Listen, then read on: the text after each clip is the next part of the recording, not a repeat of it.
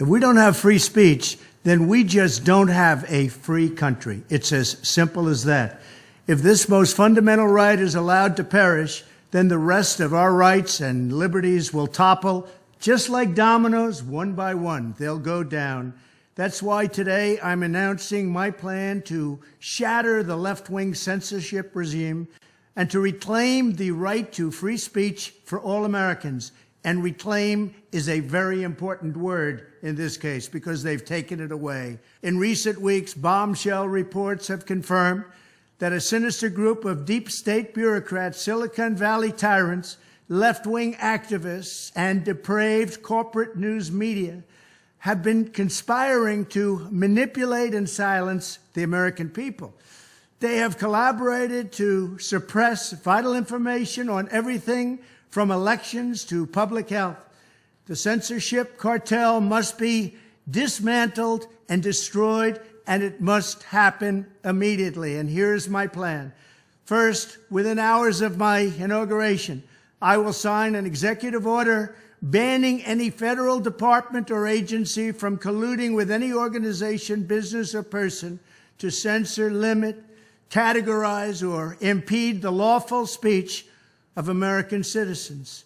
I will then ban federal money from being used to label domestic speech as mis- or disinformation. And I will begin the process of identifying and firing every federal bureaucrat who has engaged in domestic censorship, directly or indirectly, whether they are the Department of Homeland Security, the Department of Health, Human Services, the FBI, the DOJ, no matter who they are. Second, I will order the Department of Justice to investigate all parties involved in the new online censorship regime, which is absolutely destructive and terrible, and to aggressively prosecute any and all crimes identified.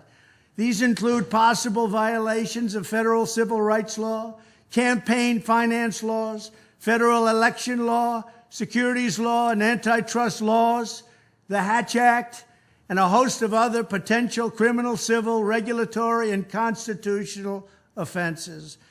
To assist in these efforts, I am urging House Republicans to immediately send preservation letters, and we have to do this right now, to the Biden administration, the Biden campaign, and every Silicon Valley tech giant, ordering them not to destroy evidence of censorship.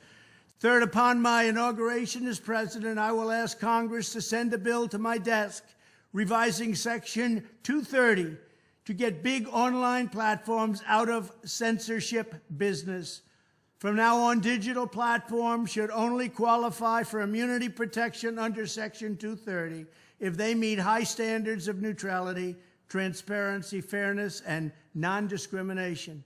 We should require these platforms to increase their efforts to take down unlawful content such as child exploitation and promoting terrorism, while dramatically curtailing their power to arbitrarily restrict lawful speech.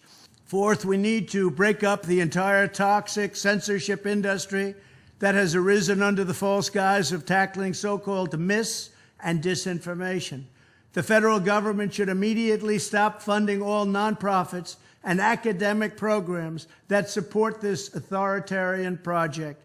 If any U.S. university is discovered to have engaged in censorship activities or election interferences in the past, such as flagging social media content for removal of blacklisting, those universities should lose federal research dollars and federal student loan support for a period of 5 years and maybe more.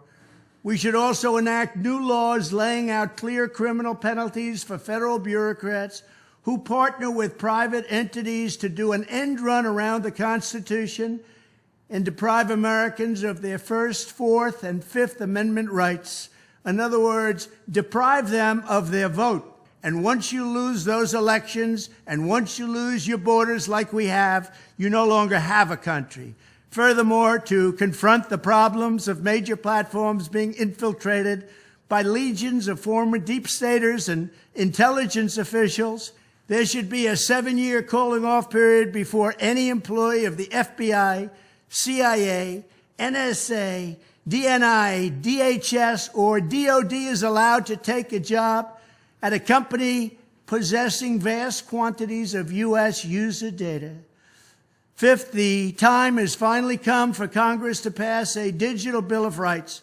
This should include a right to digital due process. In other words, government officials should need a court order to take down online content, not send information requests such as the FBI was sending to Twitter.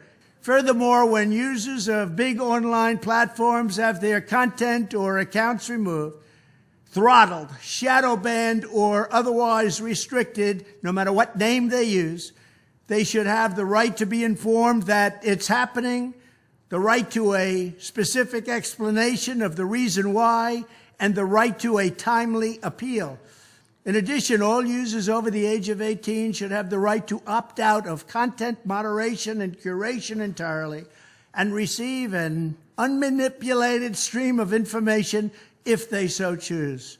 The fight for free speech is a matter of victory or death for America and for the survival of Western civilization itself. When I am president, this whole rotten system of censorship and information control will be ripped out of the system at large. There won't be anything left. By restoring free speech, we'll begin to reclaim our democracy and save our nation. Thank you, and God bless America.